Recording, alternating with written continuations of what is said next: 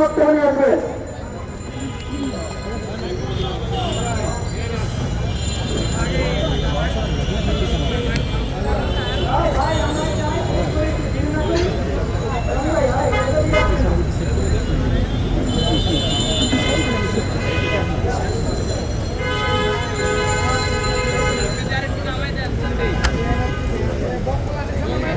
বোম্বে তো বলে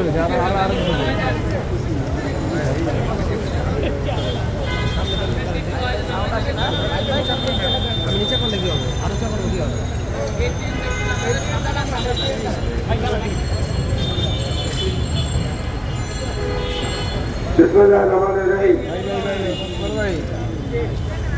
বাংলাদেশ গণতান্ত্রিক পরিষদ অনেকগুলো ক্যামেরা চালিয়েছেন আজকে এই যে একটু বেলা এই প্রতিবাদ সমাবেশের আয়োজন করেছেন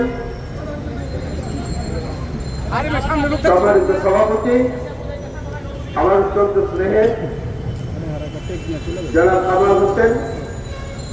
একটু আগে বক্তব্য দিয়ে গেছেন স্বাধীনতা ফোরামের প্রতিষ্ঠাতা চেয়ারম্যান, বিএনপি জাতীয় নির্বাহী কমিটির সম্মানিত সদস্য, একজন দক্ষ সংগঠক জনাব আবুল হাসান মোহাম্মদ রহমতুল্লাহ, উপস্থিত এই সংগঠনের অন্যান্য নেতৃবৃন্দ, মঞ্চে এবং সামনে উপস্থিত সংবাদ মাধ্যমের বিভিন্ন পর্যায়ে সম্মানিত ভাইয়েরা, বোনেরা এবং নেতৃবৃন্দ, আসসালামু আলাইকুম। মুক্তির বিষয়টা যেটা, এটা পৃথিবীতে একটি চিরন্তন কথা। কখনো জীবন থেকে মুক্তি, সে জীবন থেকে মুক্তির অর্থ হচ্ছে মৃত্যু। কখনো কারাগার থেকে মুক্তি, কখনো যন্ত্রণা থেকে মুক্তি, কখনো অসুখ বিসুখ থেকে মুক্তি, রোগ থেকে মুক্তি। এই মুক্তির মিছিল বিভিন্ন প্রকারের হয়, কিন্তু মুক্তির মিছিল যখন শুধুমাত্র রাজনৈতিক প্রতিহিংসার কারণে হয়, তখন সেই অত্যন্ত কষ্টের ব্যাপার হয়।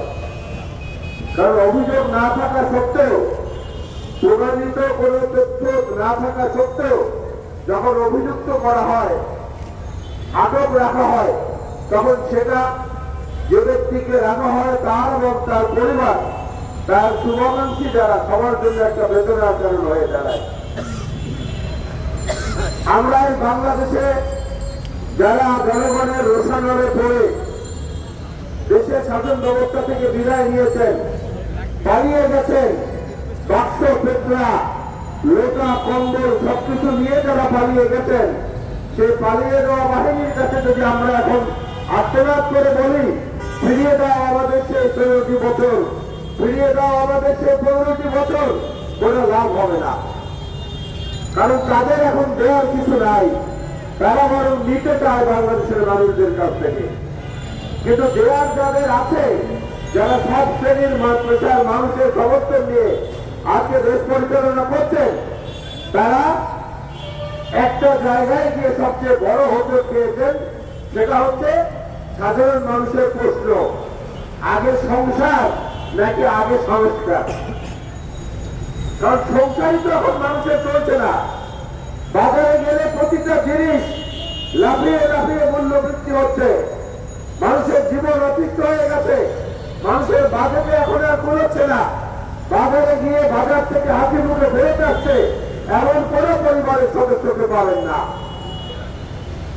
ন্যায্য মূল্যের ট্রাক গুলো যখন হয়ে গেছে চাল ডাল তেল বিতরণ করছে, ডিসিবি ট্রাক গুলো যখন মালামাল বিতরণ করছে, তখন দেখবেন যে লাইন সারি ধীরে ধীরে ধীরে ধীরে আরো লম্বা হচ্ছে। তার সংসার চালানো যেখানে যায়, সেখানে এই সংস্কার নিয়ে জনগণের কোনো মাথা ব্যথা নেই। যে সংস্কারের কথা আপনারা বলছেন, আপনাদের সংস্কার হওয়া উচিত মোটা দাগে এই কাজগুলো করা। আমাদের নামে যে অদর্শ মিথ্যা মামলা, অদর্শ রাজনৈতিক প্রতিহিংসার মামলা, সে মামলাগুলোকে তুলে দেওয়ার জন্য আপনারা এখন দাবার কোর্টের মতো দাবার গুটি সাজিয়েছেন। এইটা হলে ওইটা হবে, ওইটা হলে ওইটা হবে। এটা তো ন্যায় বিচার না। ন্যায় বিচার হচ্ছে জাস্টিস, সেইটা হলো ন্যায় বিচার। আর অ্যাডজুডিকেশন সেটা হলো একতরফা বিচার। আমরা আপনাদের কাছে অ্যাডজুডিকেশন চাই না, আমরা এই সরকারের কাছে জাস্টিস চাই, ন্যায় বিচার চাই। এবং খালেদা জিয়া এবং তারেক রহমান সহ অসংখ্য নেতা কর্মীর নামে যে মামলা, অজস্র অজস্র অগণিত মামলা, সেই মামলাগুলো কেন এখনো তুলে নেওয়া হচ্ছে না? যে মামলাগুলোতে আমাদেরকে সাজা দেওয়া হয়েছে সেই মামলাগুলোতে তথ্য প্রমাণ বস্তুনিষ্ঠ কোনো কিছু কোথাও পাওয়া যায়নি।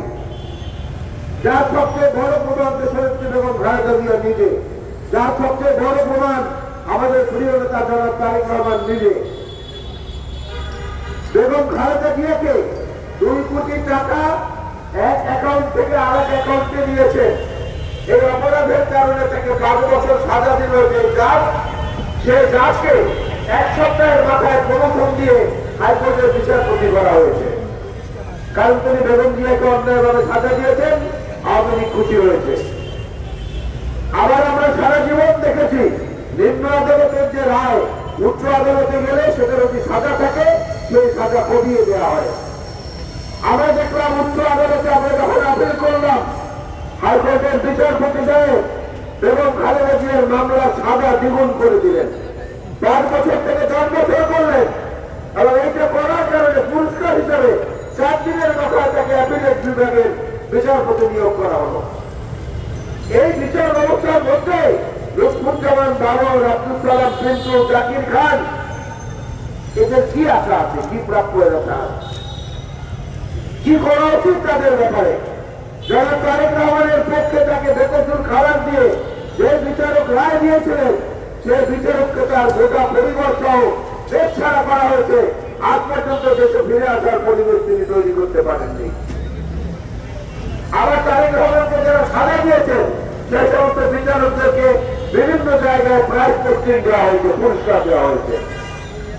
গোটা বিচার বিভাগকে নিজেদের স্বার্থে ব্যবহার করে খায়রুল হক বিচারপতি, খায়রুল হক এবং বিচারপতি ওবায়দুর রহমান, ওবায়দুল হাসান, এদেরকে ব্যবহার করে মানুষের ন্যায্য অধিকার, যেটা ভোটের অধিকার, যার ভোট তাকে দেব, যাকে খুশি তাকে দেবো এবং দিনের বেলায় দেবো এবং ফলাফল যেন সঠিকভাবে জানবো আমরা, এই অধিকার থেকে বঞ্চিত করা হয়েছে এই বিচার বিভাগকে ব্যবহার করে। এটা এই সরকারের প্রধানরাও স্বীকার করছেন, এই সরকারের উপদেষ্টারাও স্বীকার করছেন।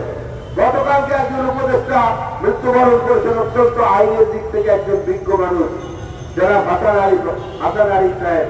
আমরা রাস্তার মাত্রার কামনা করি, একজন ভালো মানুষ ছিলেন, আইনের ব্যাখ্যায় উনি অনেক কথা বলেছেন জীবিত থাকাকালীন সময়, কিন্তু বাস্তবে তার প্রয়োগ আমরা এখন পর্যন্ত দেখিনি। আইন উপদেষ্টা হিসেবে আসিফ নজরুল সাহেব আছেন, আইনের একজন শিক্ষক, ঢাকা বিশ্ববিদ্যালয়ের মধ্যে একটা সম্মানিত জায়গায় তিনি আছেন।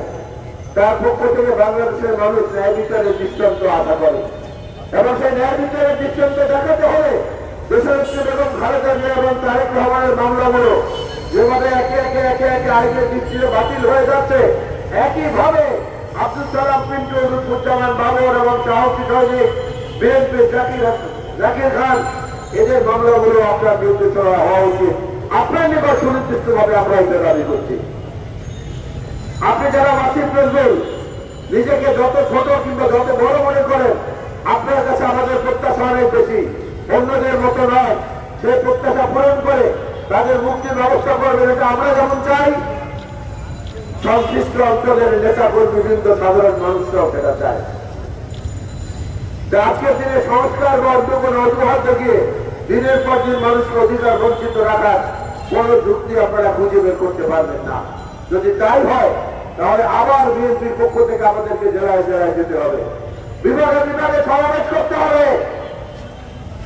বাংলাদেশের মানুষ আজকে তাদের জীবন ধারণের জন্য সামান্য জিনিস কেনার মতো সামর্থ্য তাদের কেন নাই? বাজার সিন্ডিকেট কেন ভাঙতে পারছেন না? কেন কালোবাজারি মজুদদারিকে ধরতে পারছেন না? কেন সীমান্ত হত্যা বন্ধ করতে পারছেন না?